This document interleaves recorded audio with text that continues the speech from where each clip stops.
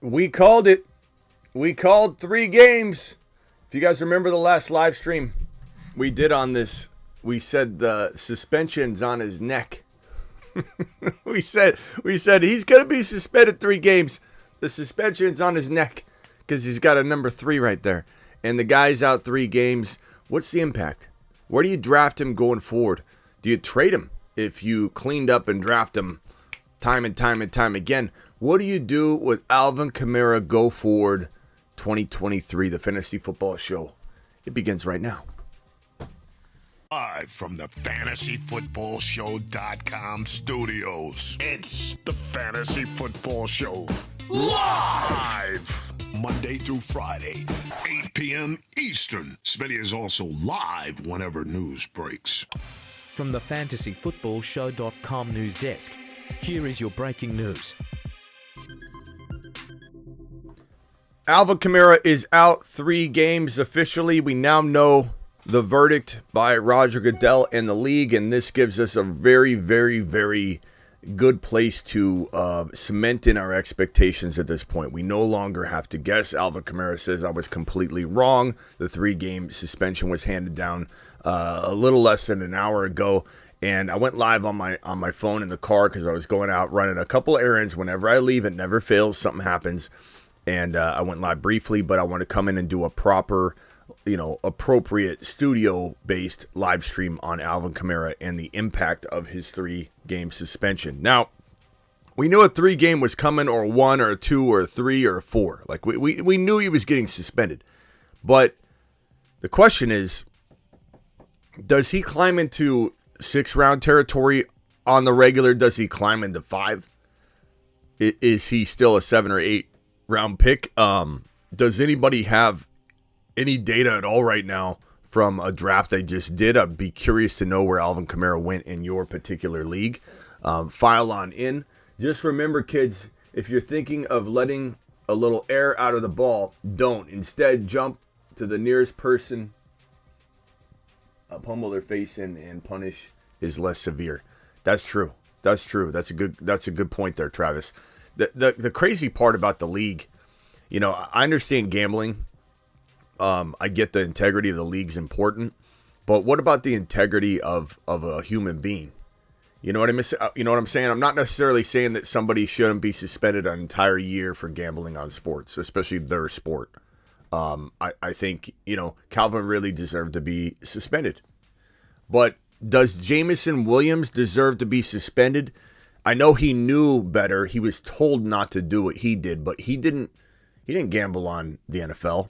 He gambled on, I don't know, was girls volleyball or men's basketball, or I don't know what it was, golf? I don't know, but it wasn't football. It wasn't the NFL. But Jameson Williams knew his punishment if he did gamble at all on the facility or team premises, but he did it anyway. But the 6 games, even knowing his punishment, you're telling me that that's something that is deserving in parallel to Alvin Kamara's situation? 3 games. He gets half the suspension of Jameson Williams. Again, I think if you gamble on the game, you should be out a year, but proportionately, you should be out a year for smashing a man into the ground. So the NFL is ridiculous with their handing out of punishment. We knew this was going to go this way. This is why the entire offseason. Now, granted, a year ago, we thought maybe he'd be out for an entire season until we watched Roger Goodell and the NFL drag their feet on this situation over and over and over again. We're the only one going live when the first video released. We're the only ones that went live immediately when the second video was released. Nobody cares. Nobody cared, and nobody cares but us. And even though I'm telling you to draft Alvin Kamara like clockwork all offseason long, I'm still a big advocate against what he did, and the only one going live to sit here and condemn him and say, what are you doing? Why'd you do what you did? Why is the NFL not doing anything? Why is the NFL not speaking out? Why is the NFL not putting him on the paid exempt list, which is not a punishment. That's just them saying, you're going on paid leave. We're going to pay you because we can't necessarily punish you yet because things are playing out in a court of law. And to the NFL's standard, they'll let something play out in criminal before they take any action. Once the proceedings are done and complete and everything's good to go and there's a not guilty, a guilty, a plea, no contest or whatever, then the NFL comes in and hands out discipline. But they still could exempt list him paid, and they didn't. But Jameson Williams, I know he was wrong. He was told not to do it. He did it anyway. He should get a slap on the wrist. He should get a game or two or at least a fine. I get it. But why is Jameson Williams out 6 games and Alvin Kamara is out 3? Is it scripted? Because it's on his neck. The script told us all of this was going to happen, apparently. And maybe I should have known better. Maybe the script was very clear. The script strikes again. So, anyway, I don't know what to tell you in terms of all of that. But all I can say is let's circle back to football because that's what we can control to a degree. We can't control what the NFL does. We can't control how the NFL views these things. And the bottom line is this. Alvin Kamara is playing football, and he's only out 3 weeks. But you got Kendre Miller impressing this team. They drafted him for a reason. They love him. Jamal Williams was the touchdown go-getter last year in 2022, so he's coming into a situation where he can be relied upon for a little while.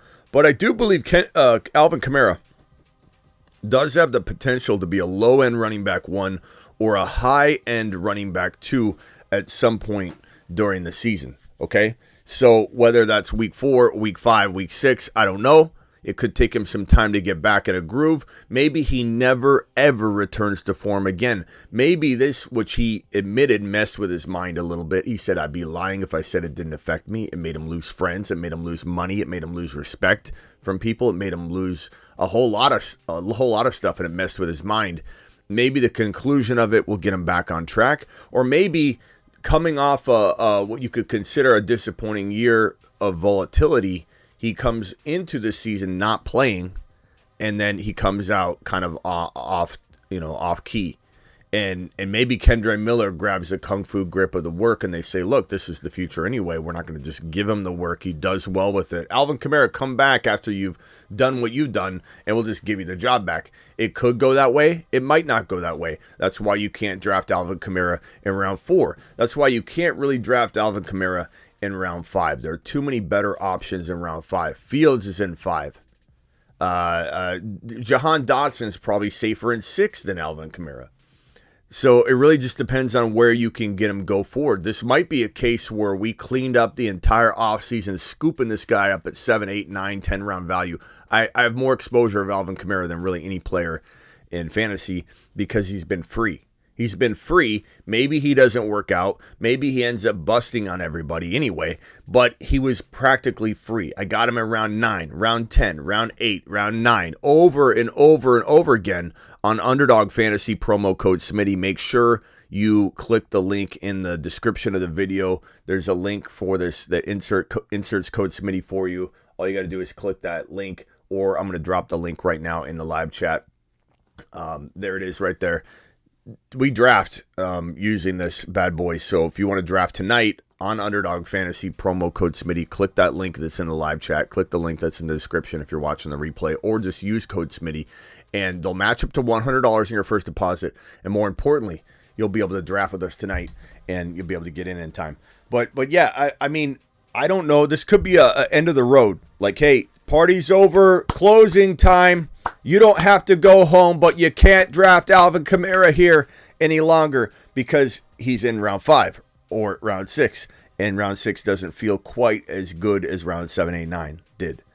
So it might be one of those things where he's one of the highest exposures, if not the highest exposure I have in so many of the best ball formats. And go forward, I might not draft a lot of them at all. I don't know. It really just depends on where his ADP will level out at, when the dust settles. Where is he going to be? Let's go ahead and hit some of these live questions here in these chats. We got Oscar dropping a super chat. Did a weekly winners after the news went early 6th round? Woo! Thank you for reporting back.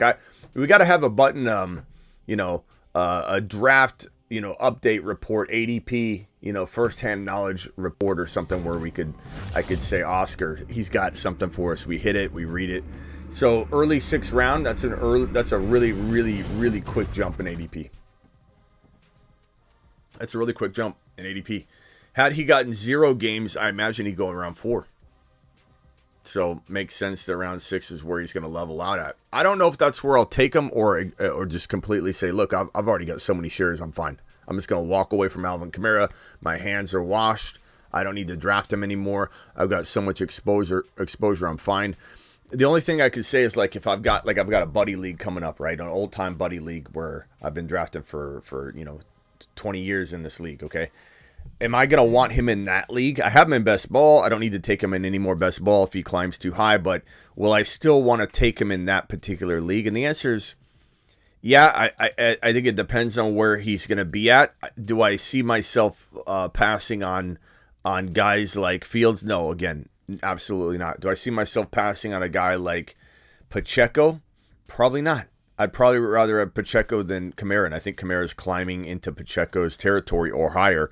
Would I rather have Darren Waller at tight end? The answer is yes. I'd rather grab Darren Waller as my tight end, although I love Okonkwo and Kincaid, and I could justify that depending on my running back build. But Pacheco to me is better. Fields is way better. T. Law is better. George Pickens is better, who's a moon man. Jahan Dotson's better, who's a moon man. I'd probably take Kamara over Kadarius Toney at this current moment in time because Kadarius Toney's got lesser value. That's where my mind's thinking and going with Alvin Kamara's value right now. I want Kamara in the 5th if possible, says Silence. That is ridiculously too high, Silence. I would definitely keep that to yourself. Appreciate you, though, anyway. Derek will help Kamara bounce back, says Real King. Agreed. And that's why I think 6 is okay. I think if I'm trying to envision, it just depends. If Fields is there, no. If I need a quarterback. And even so, I mean, I don't know that I could let him go above Fields. Pacheco, no. But if I'm around 6 and those guys are all gone and I'm at the end of 6, I could maybe get behind it, but I just have to see it in action. I haven't done it yet. I haven't drafted Kamara yet since the news.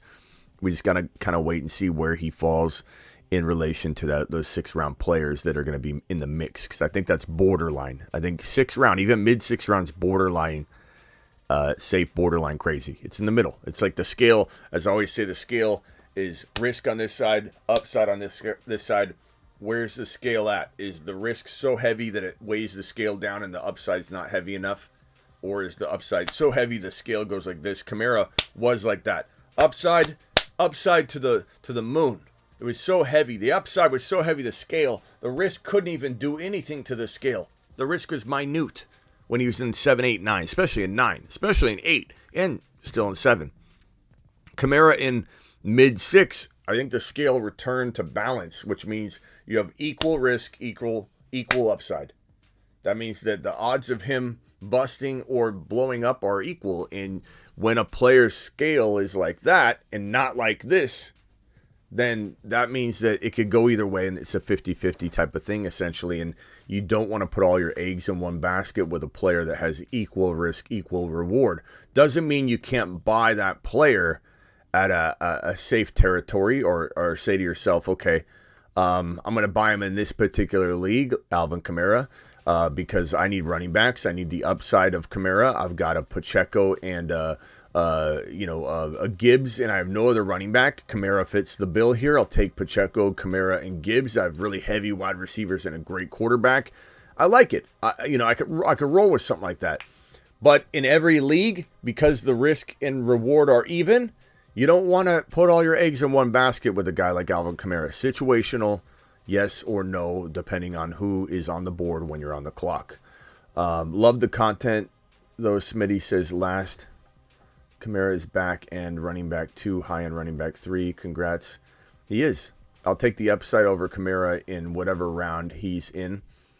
It just depends on where he climbs, my guy. Thank you for the super chat, Oscar. You're the man, the myth, the legend. Matt O, appreciate you. Matt O in the building. He says he's late. That's okay, Matt. We appreciate you. Phone lines are open. Dial in. Call into the show. Call into the show.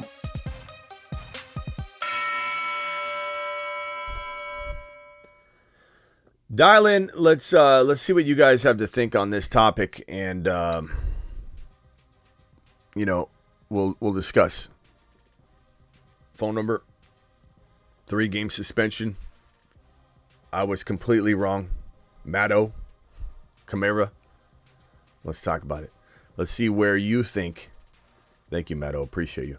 Let's see where you would take him. Let's have a little open discussion about Alvin Kamara and where we can push the boundaries of drafting him. Like, what is ridiculous? I think round 5. No offense, Silence, but I think you're taking him around. You're hoping to get him around 5. I think that's a place he could climb, but hoping to get him around 5. Wouldn't you be hoping to get him around 6 or 7 still? Like, why would you be hoping at 5? He's not going in 4. He shouldn't be going in 4. Probably won't be going in 4. If he goes in 4, I'll gladly admit I'm wrong, then come in with a big grin and say, hey, welcome to the live stream. Let's completely let everybody grab Alvin Kamara around 4. I don't know that I'd hope for him around 5. I think round 5 is too high. I think hope for him around 6, mid 6, not even early 6, but mid 6, sure. I could get behind that. And again, not in every league. Not in every league. Fitzy, appreciate you. Fitzy's calling in, actually. Fitzy, what's up? You're live. What's up? So, I have to ask myself this, like, would you rather have, like, an Alvin Kamara with 3-game suspension or, like, an Alexander Madison? And I would rather have a Kamara, personally. Like, yeah, he's kind of like a bad guy, like, beating up on people, but in terms of football, like, I don't know. He's proven to be one of the star running backs in the NFL. Yeah, I mean, the question would be, has he dropped off a little? And I don't know that we know the answer to that. I will say that when everyone was saying he dropped off, I was watching. I mean, I've watched every play. And I'll be honest with you, when I watched Kamara play, I didn't feel like he dropped off. I feel like he wasn't utilized properly. He didn't get in, rhythm. He would be used on strange plays and get wrapped up, but it wasn't really his fault. I think he's still got a good, 3/4 of an elite season left, and we'll call it lucky if you get the full one season. I think that's where you got to buy him. That's what you got to expect. And the fact that he's missing 3 games means maybe he gives you that full 3/4 of a season, almost straight. But, regardless of whether you like him, dislike him, this is not the question at hand for some of the people in the chat that say he's this or he's that. And I respect anybody that doesn't want to draft him just out of principle, but I don't have that luxury, nor would I actually approach it that way, even from a regular Joe perspective. If I'm talking analyst, I can't do that. I can't be like, don't draft him. Like, you got to do what you got to do personally. But I'm going to tell you where the value is. He's been a part of the Planet Uranusman list. And off he goes to the planet known as Uranus. He's been on this list. Him, Mixon, Watson, Dalvin Cook. These are the Planet Uranus men list, and he's been king a lot. We'll put the crown back on him. He's king right now. Doesn't mean we don't draft him. It just means, we acknowledge what kind of person he is. And, he says he was completely wrong. That's some BS, because he got in a limo right after and started bragging about how he connected on the guy's face. He was excited about it. So he can say whatever he wants, but we all know what kind of person he is. But we are in the game of fantasy football. And he has, in my opinion, still has enough upside, assuming he's not out of rhythm, can't get back into a groove, or his job's kind of halfway gone because Kendre Miller goes in and looks amazing, which he could. I love Kendre Miller. Kendre Miller flirted with my 3, 4, 5 running back rankings all offseason long before he was drafted. So that wasn't like a developing thing after the NFL draft where I started to like Kendre Miller. Kendre Miller was a guy I was pumping pretty hardcore before the NFL draft. So he's a great running back, and I think what happens with Kamara after the 3-game suspension completely relies on how good Kendre Miller and Jamal Williams do. And Jamal Williams can't be discredited either, because he did come off a big season, and maybe they lean on him.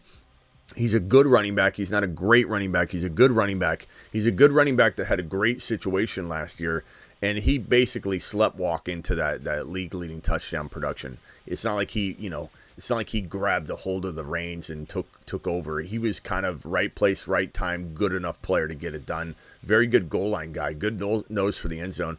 I think the Saints are sure to use Jamal near the goal line. We'll see. We'll see. But fifth round value, I wouldn't go near fifth round value. I think 6th round's pretty understandable, but I wouldn't even do 6th round in every league. I think that's 50-50 that he's going to bust on you or do well. Right, and I have something else to like chime in about. I feel like Kamara is going to be almost Jamal Williams like Swift in a way. Like he's a receiving back, and I don't know. I feel like Jamal Williams could be a goal line, threat, and then Kamara is going to be like more, receiving and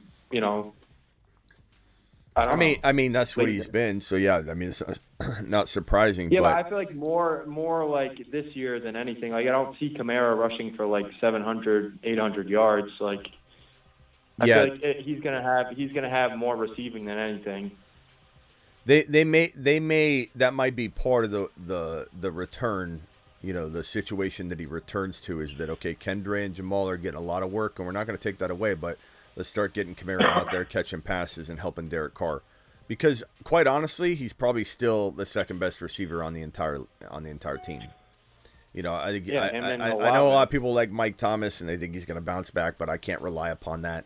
And especially if and when Mike Thomas goes down, it's a matter of when, not if. Then Kamara comes in, and Kamara, could become like one of the slot wide receivers, and he could be all over the field, and he can be on the field at the same time as Jamal. So I agree with that to an extent. I think Kamara is still a threat for like 8 to 10 touchdowns if everything can go well for him. And that's an amazing running back to get around 6-7. But because there's no guarantee he's going to get that, and because we don't really know where he's at, and why did the team not use him at the end of the season really, the way they should have? They were like taking him out on third downs. They were taking him out during his bread and butter role, but I think, with Derek Carr in there, it could definitely change, and I think they're gonna want to use their weapons. And keep in mind too, the Saints also were not very eager to do anything on the suspension. They basically said, we're not doing a thing. They basically said exactly that. We're not doing a thing until the league tells us. So it's not like they're going to try and handle that in-house, So they apparently are not mad at him all that much. Right. They're more concerned about football than the off-the-field stuff, it sounds like. Yeah, and Derek Carr working out is critical for them. They can't watch this implode. So, who's a great player to have on the field to help Derek Carr? Alvin Kamara. Regardless of what it looked like last year. Last year was a mess. And honestly, I hope Alvin Kamara has a great year, no matter whether I own him or not, because I want Olave to be stretching the field, and that's going to definitely help the run game too. Olave, look, everyone needs to remember that Olave was the number 1 wide receiver in the National Football League in air yards with Winston under center. He was crushing everybody. It wasn't even close. He was the number 1 wide receiver in air yards, meaning there's more air under the football as it's heading to the receiver than anybody in the National Football League. He was crushing everybody. Who is one of the best air yard quarterbacks in the National Football League? Derek Carr. Because he throws missiles down the field. Whether you like him or not, whether you win games with him or not, doesn't matter. He was a godsend to Devontae Adams after leaving an Aaron Rodgers, because there are very few quarterbacks like those two, so it was like a perfect replacement. So you bring Carr over to the Saints situation, and you start pumping air yards back into the offense and the system. Guess what happens? Olave gets to stretch the field. Olave is going to be top 1 to 5 in air yards this year. And what does stretching the field do? Gives more room for the RBs to navigate the field and have more room to not only hit a hole or be wide open in the flat, or just have, once they break through the line of scrimmage, have just a big space, a big gap that they can rip off 4, 5, 6, 7 extra yards. There's gonna be a lot of room to navigate the middle of the field, the line of scrimmage, everywhere, the flat, everywhere. So Olave Carr is the best thing that could have ever happened to the potential bounce back of Kamara, or the evolution of Kendre Miller, is what I'm going with. I really think at this point, I wouldn't be surprised, and I don't know yet. I get a good sense of what I'm about to do before I do it, and I can kind of like telegraph it with you guys. I have a feeling that I'm going to be getting more Kendre Miller than ever before. I feel like this is going to nudge his value down a little bit, And I know some people are going to look at Kendre Miller starting week 1, 2, and 3 and be excited about that. But I think in general, Kendre Miller's balloon was deflated a little bit today, even though initially he gets out there. I think I like Kendre Miller long term, but I still draft Kamara. I'm taking Kamara and Kendre Miller whenever I draft Kamara. They're an absolute must handcuff, one of the most critical ones. It's a little confusing because Jamal Williams is still there, and you're like, okay, what if I cuff the two and I don't even get the starter? What if Jamal Williams is the lone starter? And you run that risk, but we'll have to see. Hey, they always in New Orleans, they've always run a two-back system. Even after was it Sean McVay or whoever it was, they left. They've always used running back by committee. They use two. Well, I wouldn't go as far as to say that, Steven. I mean, Alvin Kamara was the workhorse starter. Like there was no sharing role really, other than you can only give Kamara so much work when he's out there doing receiving work. You know, like he's out there doing an additional job, so you have another running back that's going to supplement and run the ball when he's out there playing wide receiver. So that I wouldn't categorize it the way you just categorized it. They're not a committee crew.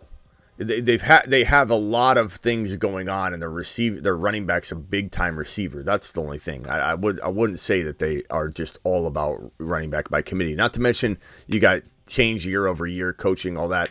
I would just say that Alvin Kamara is going to walk into a committee because there's no way Alvin Kamara just walks in and just takes over all the work. Like he's out 3 games, he's missing things. He doesn't just walk straight back in and say, everybody get to the bench. So he's going to have to carve out more and more each week. So I think people need to prepare for that. But I wouldn't say history. Alvin Kamara and Jamal Williams are an excellent running back duo. Well, you know what I mean? They're excellent, and maybe it's a little undervalued.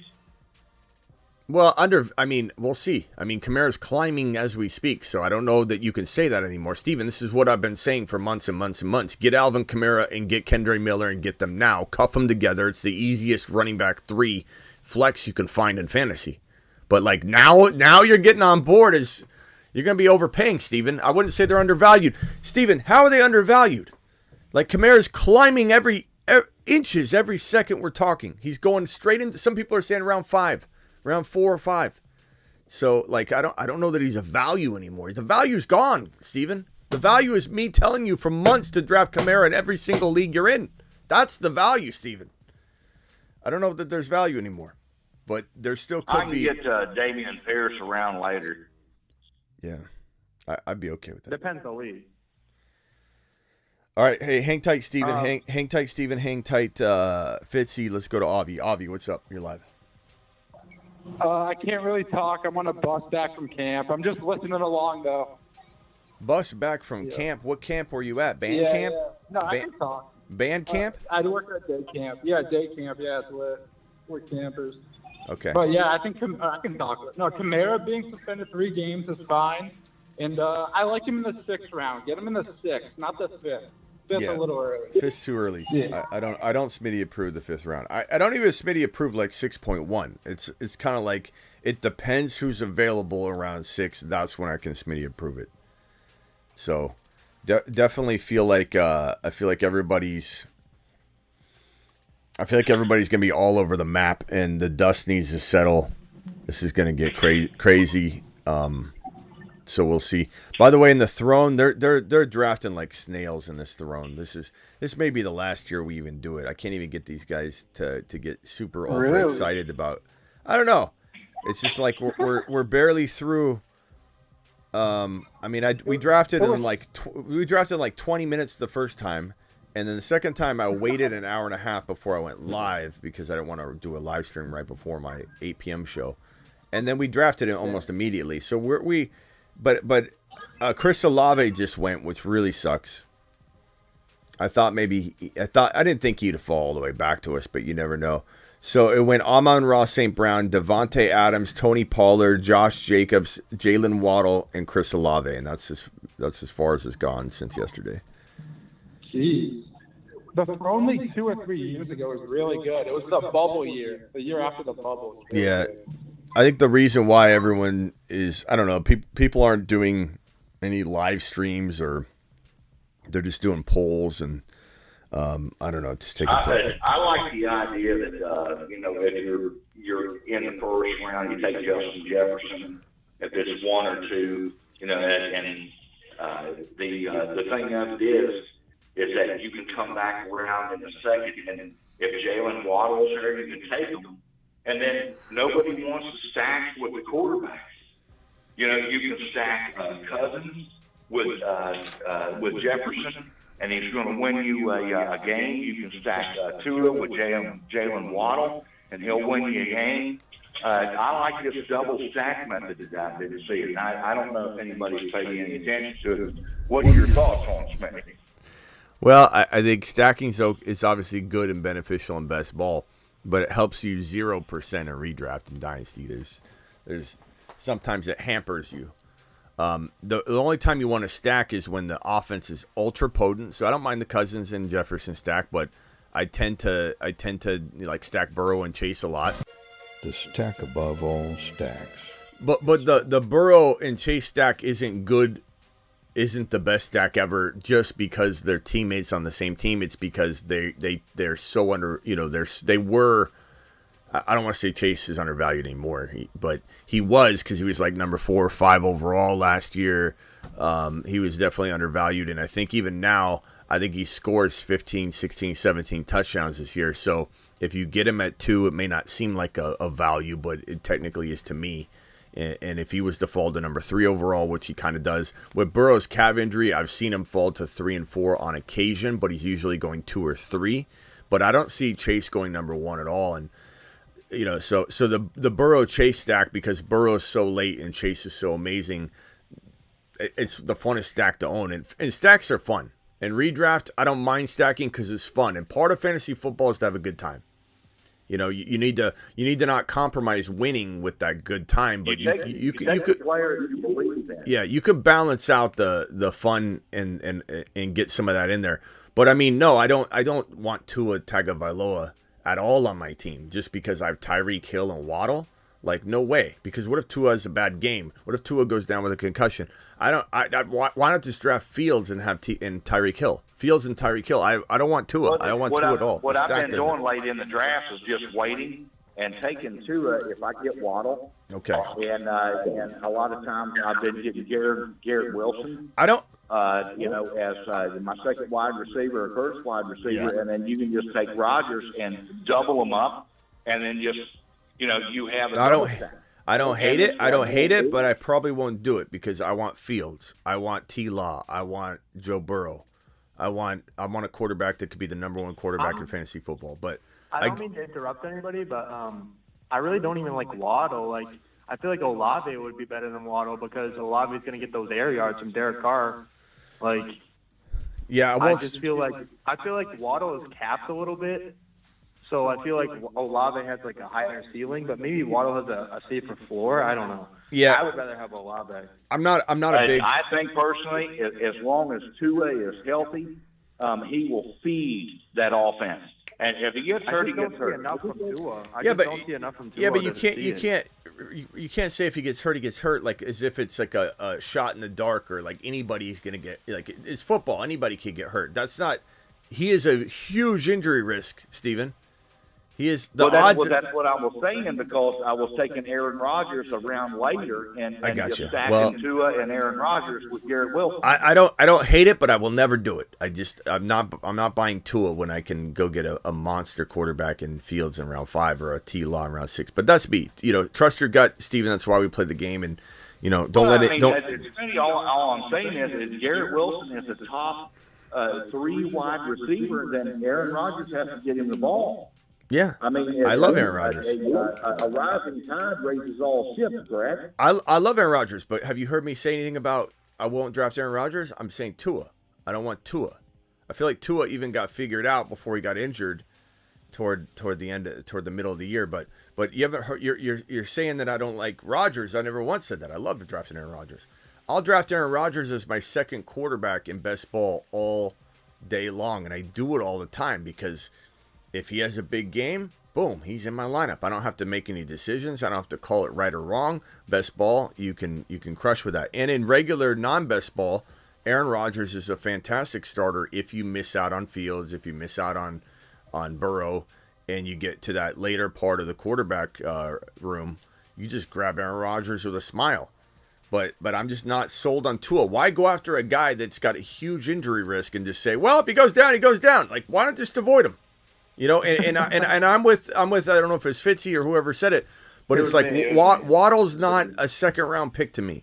I know everybody wants him to be, and maybe he can produce that. I don't know, but he is the second option, and I think he, you know, if Hill was to go down or something, which you can't predict, but then of course, you know, he'd have more chance to be an elite wide receiver one. I like Waddle a lot. Dynasty's a different conversation because I don't think Tyreek Hill has 3 years left. I think he has 1 or 2 years left. And I'm even concerned a little bit about Tyreek Hill this year. He's looking bad in camp. I know people are going to laugh at that and say, that's camp. You're going to get mad at camp. But look, at some point he's going to slow down because he's moving differently than the average player in terms of firing off those hamstrings. We've seen speedy guys like him have paper-thin hamstrings by the end of their career and sometimes have a shorter career than you'd think.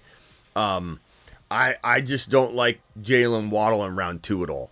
Not at all. I've never drafted, unless I've auto-drafted him, I've never drafted Jalen Waddle in round 2. I think it's way too early. Just like T. Higgins in round 2 is way too early. Those are number 2 wide receivers for their team, and you still got a boatload of players that are the number 1 wide receivers, and a lot of them still very potent offenses that are all sitting there, like Olave, like, you know, obviously St. Brown's and guys like that. But yeah, I don't disagree with your Garrett Wilson take, obviously, Steven, because or whatever you said on that, and I don't disagree with your Aaron Rodgers take. I love Aaron Rodgers. I think Aaron Rodgers is going to have a good year. Doesn't mean I want to draft him, though, over Fields, because Fields could be 1 to 5. Fields could be the number 1 quarterback in fantasy football 2023. I'm not in the business of how much bargain can I get at quarterback. I think people need to stop bargain hunting at quarterback and say to themselves, look, we have a number 1 potential quarterback sitting in round 5 in Justin Fields. At what point are you going to say enough's enough? I don't need to keep bargain shopping. Late in the first round, they're taking Travis Kelce, and they want to immediately come around in the second round and pair him up with Patrick Mahomes. What's wrong with that? Yeah, but that's I think it's a waste of a pick. Why? How is that a waste of a pick? Well, because it's a second round. It's a second round pick. You can get much better wide receivers and running backs as you can a quarterback. Patrick Mahomes, if he's the number 1 or whatever, but you can do it. I mean, you can do it. You can hold on. One at a time. Steven, hold on. Okay, you know what? Phone line's disconnected. Boom. Okay, we got to have some control on the show.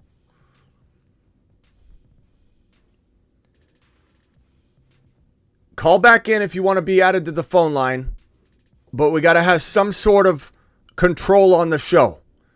Steven, you can call back. Gabe, you can call back. Whoever else is on the phone, you can call back. But I mean, seriously. Okay, as I was trying to explain to Steven, if you go to the marker board and we take a look at this bad boy, look at Dallas with his super chat still on the screen. That's my boy. If we look at this right here and we say, first of all, Steven, there's no wasted pick. There's no wasted pick of Patrick Mahomes. It's just a strategy that you might not enjoy, and that's okay. Let me see if the call's still here. I might have ended the call. Hold on. They're still there. Okay, hold on. Hang tight. Hey, hang tight real quick. I hung up on you guys because you guys wouldn't shut up when I said hold on. So, Steven, hang tight. Okay, so, Steven, let me explain to you what you're trying to say here, okay? So, you have Kelce in this round 1. Okay?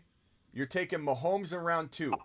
It may not be what you want to do. It's not a wasted pick, like you said. It's not a wasted pick at all. He could be the number 1 quarterback in fantasy football. He could be the number 1 overall fantasy football scorer.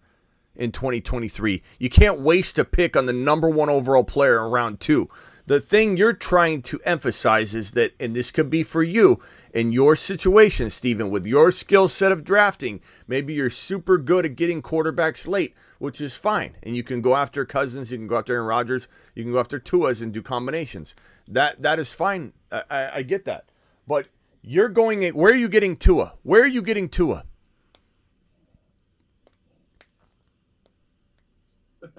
Steven?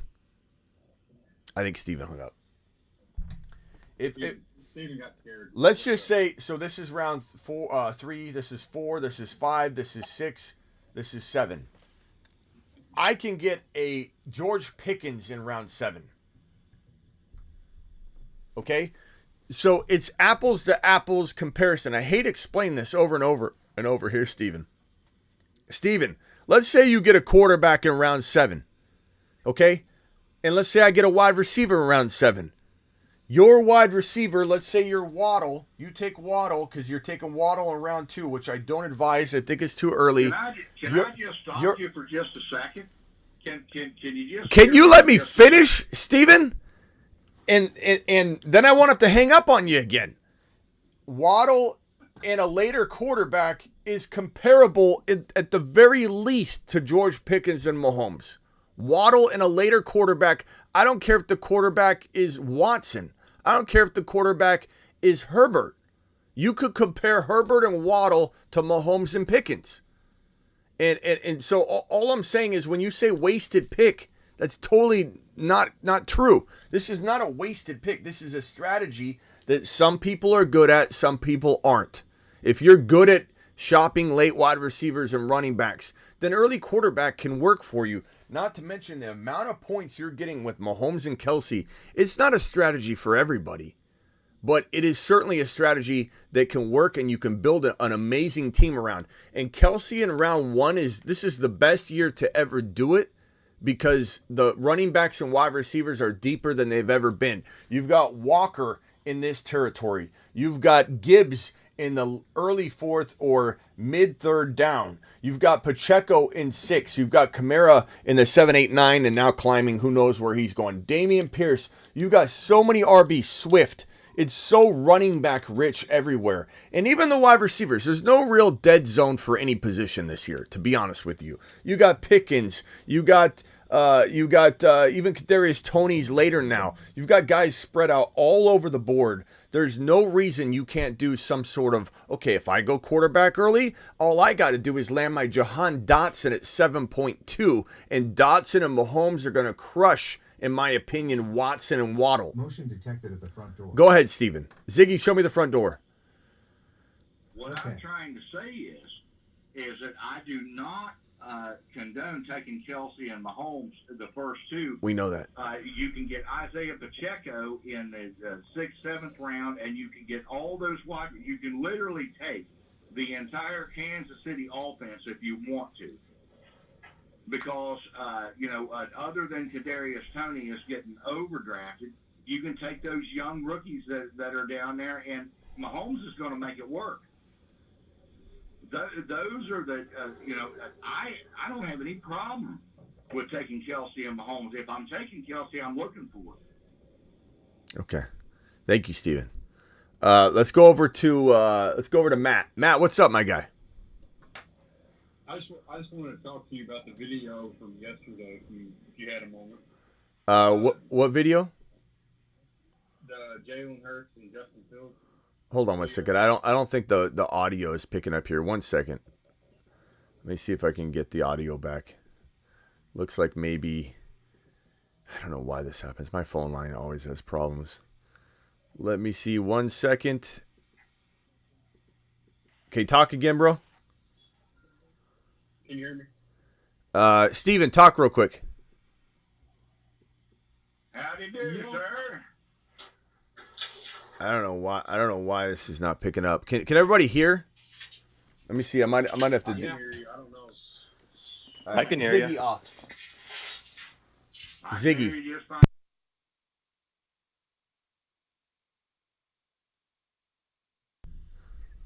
Okay, thanks, Steven. Appreciate you. I don't know why. It looks like the phone line is working, but it's not necessarily showing the audio. Let me see. Talk again. Can everybody hear? Can everybody hear? No. I can hear you. No, not on the phone. Not on the phone line. I meant the chat. Can the chat hear Can the chat hear you guys? Yeah, I think they can now. Go. Somebody talk. Hello. Okay, it's back. I don't know. It might have been Steven's line that I don't know. All right. Go ahead. Who was talking? I didn't mean to interrupt you. Me, Matt. Go ahead, Matt.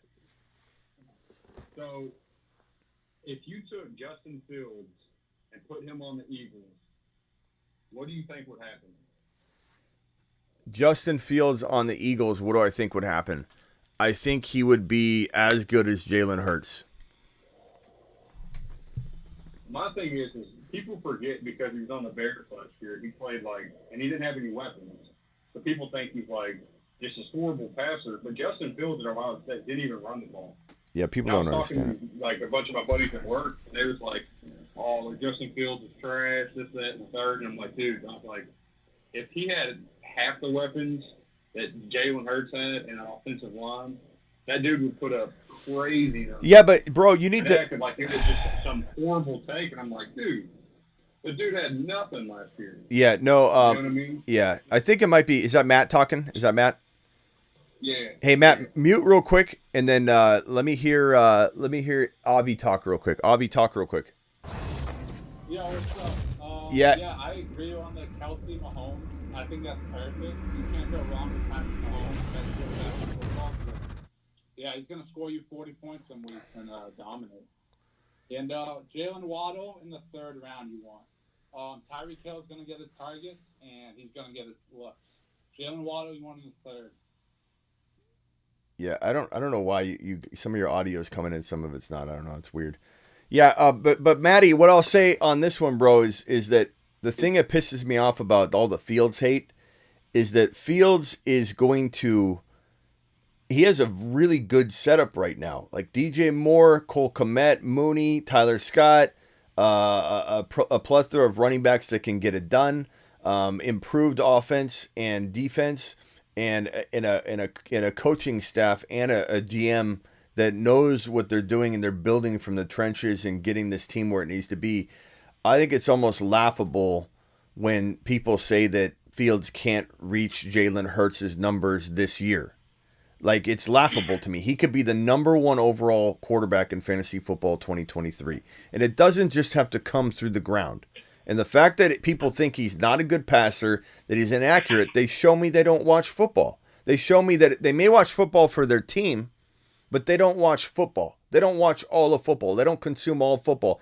They don't watch what's going on. They don't understand that Fields was literally running around for his life. He had no one to throw to. It's idiotic to suggest, but it's idiotic to suggest that he's inaccurate when he had no one to throw to and he was throwing on the run. Your accuracy is not going to be quite as on par as you're scrambling around the field trying to get your wide receivers to run routes they're not even designed to run because they're scrambling around trying to get open and everybody's injured. It's ridiculous. It's ridiculous, and it's also ridiculous that people think he can't be a gunslinger in the NFL. It's ridiculous that people laugh at 4,000 yards.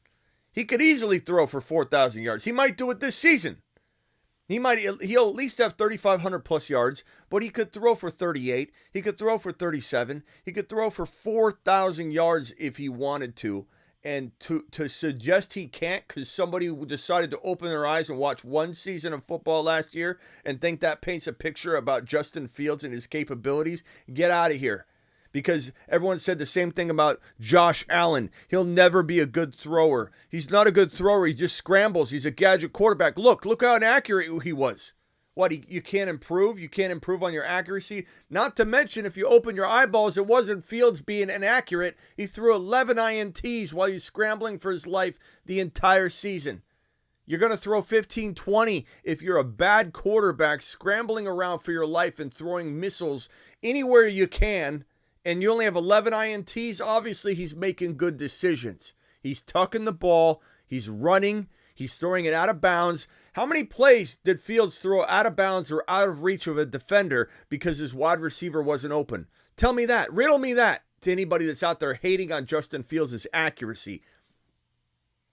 Nobody looks at any of that. They just see a number on a stat. Excel Eric will look at a stat sheet and go, oh, he didn't have a lot of, he didn't throw the ball. He threw the amount of times he threw the ball, Smitty, he had 11 INTs. That's pretty high, actually, considering how much he threw the football. He's scrambling around for his life. Could I have the mic for a couple of seconds? Just real quick, and then I'm going. Okay, Stephen, go ahead.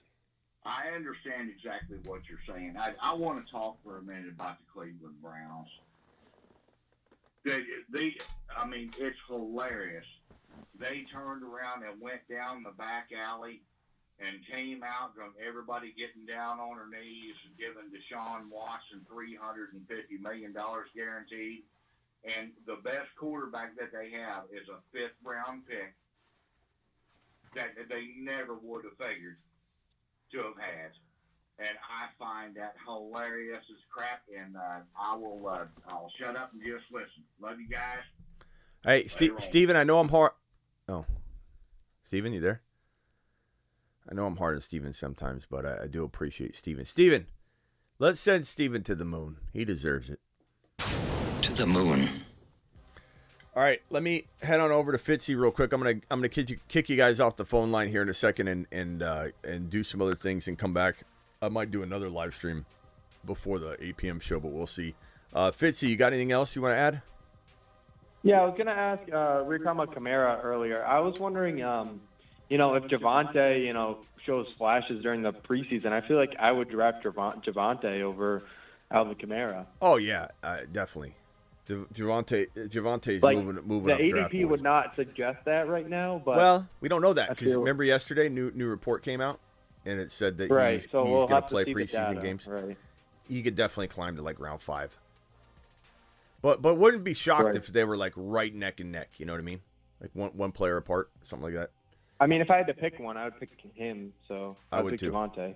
I would take Javonte. All right, Fitzy. All right, we'll talk to you later. Yeah, call in later at the 8 p.m. show, bro. Sounds good. All right, hang tight, guys. I just want to get these super chats out, then I'll go to Avi and Salty. Oscar, appreciate you. Overcome said, just got Bijan at the 18 in a grandma mock draft. Oh, I was excited until I read mock draft. Overcome, I was excited till I saw mock. I thought you got him in a real league. Travis Rowe dropping a $5 hauler says, for Smitty laying down the hammer, someday people will learn. A convo means you talk, I talk, you ramble like a maniac for 10 minutes. LOL. Thank you, Travis. Appreciate you. Overcome, donation for a new phone for Steven. Overcome sending me the $5. I'll see if I can get that to him. I suggest you guys go check out the summer camp news coming out about for James Cook. Cook is the running back 30 range, and he'll exceed his ADP by a lot, says Isaac. Isaac likes James Cook a lot. I don't blame you. I don't trust Buffalo to utilize one running back, but I can understand. He looked good at times, so I can't say I Smitty approve it, but I don't disapprove it, Isaac. That's for sure. And I appreciate your super chats. All right, let's go to Avi. Avi, final thoughts. Justin Fields to the moon. See you later. All right, later, Avi. Appreciate you. Salty, you're live.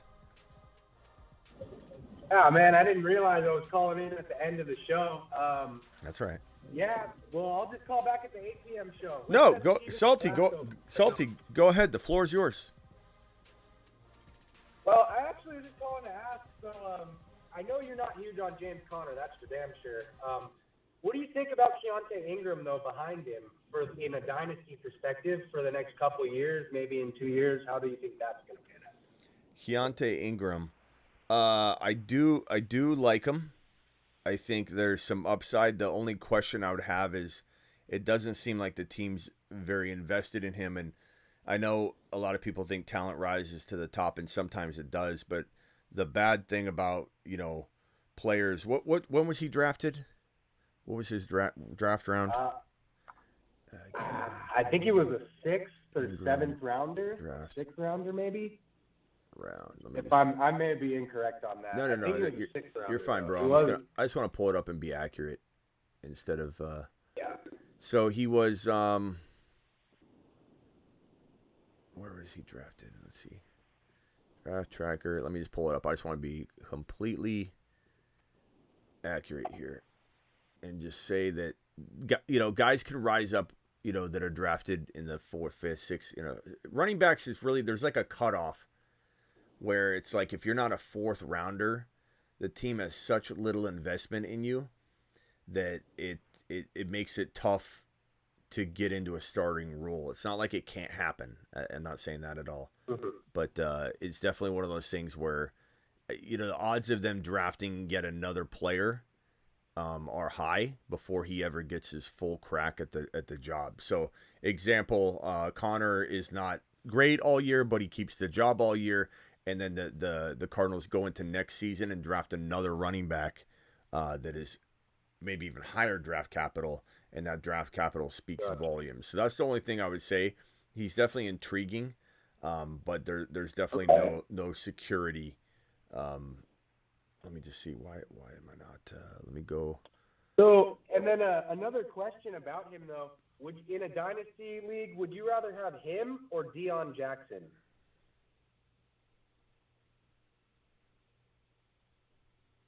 Would I rather have who? Keontae Ingram or Deion Jackson, the backup to Jonathan Taylor? Ingram.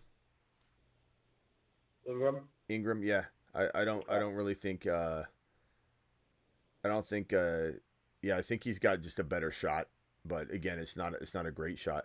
Was he even Ingram running back for the Arizona Cardinals?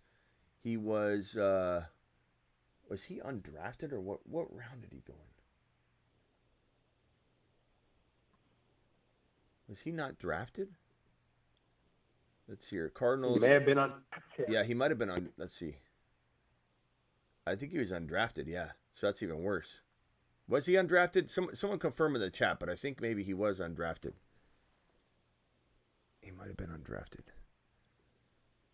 Cardinals got Stills in round 6, Clark in round 6, Toon in round. Yeah, they took him in pick 201. Pick 201 in the 2022 draft. They took Keontae Ingram in the 6th round. That's weird because it's not showing on his draft tracker. That's weird on the Cardinals draft tracker. But yeah, the problem is with that draft capital is it doesn't scream we got to get him in there. It doesn't scream our investment's so high we got to use him. And so what I was trying to say is if Connor does linger all year, that means that next season they're going to probably draft another RB somewhere in the same vicinity. So the odds are just not extremely in his favor. But I do like him. I think he's a good player. Okay. I like a guy like Chase Brown more. I like obviously Roschon and H.A. more. I like a guy like, even though he's small and I don't know that he's going to profile well to be a starting running back ever in the National Football League, but I love Deuce Vaughn. I think he could just be exciting for a short period of time, but Ingram's okay. He's okay. Cool. That was all I was really calling in to ask. All right, Salty. Because, and then, let's just send Steven on a lap whenever we can. Hey, that's true. I agree with that. But Steve, I do want Steven to know we like him a lot here. And I don't want Steven to think he can't call in. Oh, yeah, it's no bad blood. I just think I think it's funny when we've been sending him on laps. Hey, Steven, call in real quick. Yes, Steven, call back real quick. All right, Salty, appreciate you. And Salty, you keep sending him on a super chat lap any chance you get. I even think Steven will be okay with that. If he calls in again, I'll make sure he's good with it. But he's a man of the show. Some people say I'm a little hard on Steven, but Steven, he's the thickest skin. He's got the thickest skin of anybody I know. He doesn't bother him at all. Of the people who call in, it goes without saying, Denny is my favorite. I love Denny. Yeah, everyone loves Denny. But I actually like listening when Steven is pulling arguments up and throwing stuff in your face. I kind of enjoy the show a lot. Yeah, Steven. Yeah, Steven. So it's kind of playful, Yeah. So. Yeah, keep sending him on a lap. All right, later, man. Right on. Have a good day. All right, Steven, call in again real quick, Steven, if you're around. I want to send Steven to the moon live on the air. I want Steven to know he's appreciated. I don't want Steven walking away thinking he's not appreciated. Colts are signing Kenyon Drake per a source, or per his agent. That's a pretty good source. Kenyon Drake signing with the Colts. Colts are trying to make some moves to compensate for not having their star running back. You've been seeing Brees fall to round 4 a lot. That's awesome value. All right, Steven, are you there, Steven? Call in, Steven. We need you here.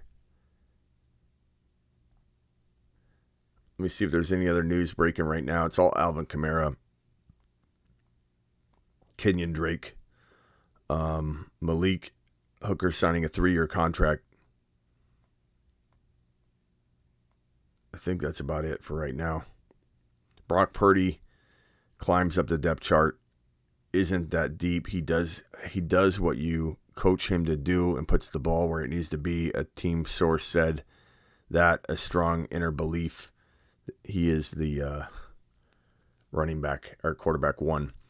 It's Brock Purdy's team. Everybody knows that. Jamal Williams and Kendre Miller. Looking like most people are expecting an equal split or whatever walking into week 1. We'll have to see how that shakes out. Appreciate you all dialing in. I'm waiting for Steven. He's not calling in. So, Steven, call in tonight. Call in tonight. I'll see you all later.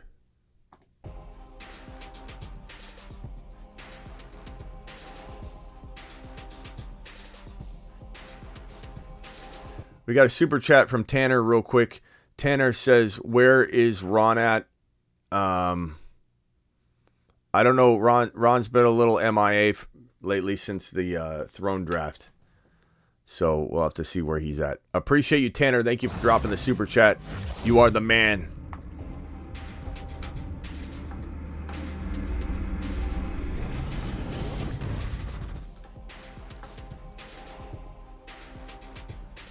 We got one more caller real quickly here. Dakota Dave, you got like 15 seconds because I was just about to head out. Go ahead. You're live. Oh, you're just about to head out. Then maybe I should call in again. I was going to ask you about you did that time machine video a couple of weeks ago, I think it was. Mm-hmm. And you've kind of seemed to be a little more positive on the older running backs.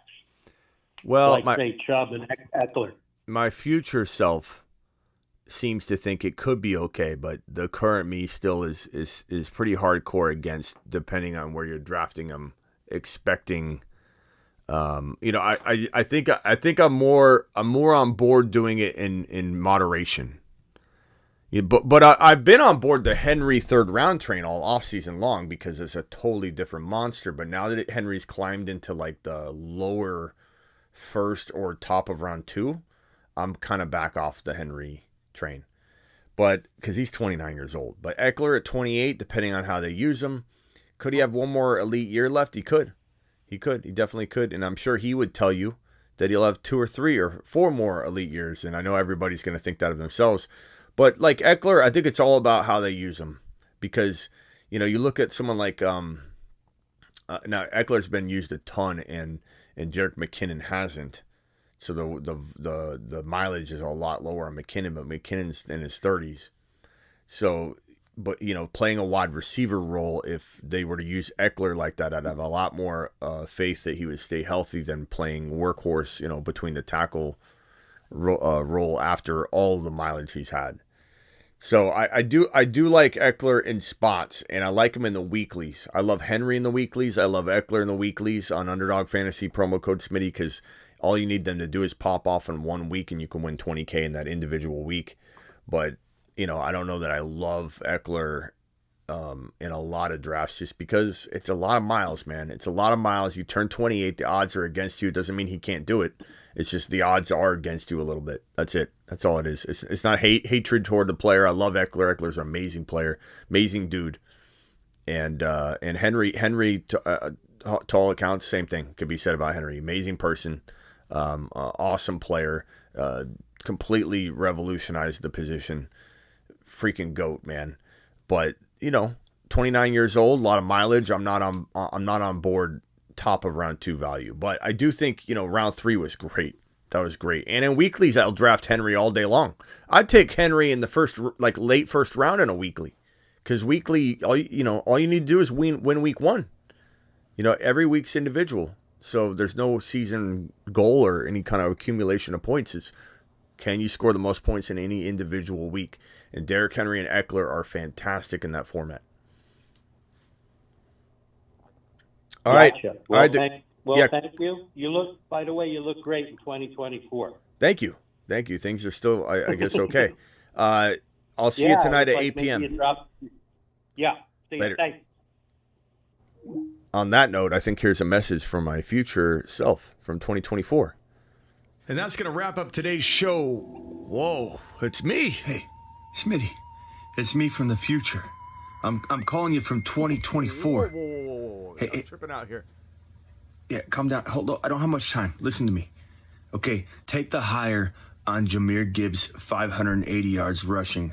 I'm telling you, underdog is the best place to play fantasy football in 2024, let alone back in 2023. And I'm telling you, buddy, I'm telling you right now, Jahmyr Gibbs, 580 rushing yards over. Us. And whatever you do, pal, on the Patrick Mahomes. Bro, Mahomes what, bro? Buddy, Smitty, me, hey, pal, what's going on here? Higher, lower on season rushing lines and passing yards and passing touchdowns. Go do the higher lows. They're phenomenal. And we draft Thursday, Friday, Saturday, and sometimes Sunday on Underdog. The link is in my bio on Instagram. The link is also in the description of almost every video. Underdog will match up to $100 dollar for dollar on your first deposit. So use the link. Get that $100 dollar for dollar bonus match, baby. Or use code Smitty. Draft with me Thursday, Friday, Saturday, and sometimes Sunday. Go prepare. Sign up now so you're not trying to do it last second. And go play a higher low. Jahmyr Gibbs, 580. I don't know how long that one's going to stay up there. Do I draft Mahomes or don't I? See you all tonight at 8 p.m. Later. Thank you to my super chatters per usual. My super chatters tonight. Oscar was the first one in the building super chatting. Oscar, appreciate you. Always gonna give you a standing O on the first super chatter. Overcome, Travis Rowe, Overcome, Isaac, Tanner. Appreciate you all for super chatting. See you at 8 p.m.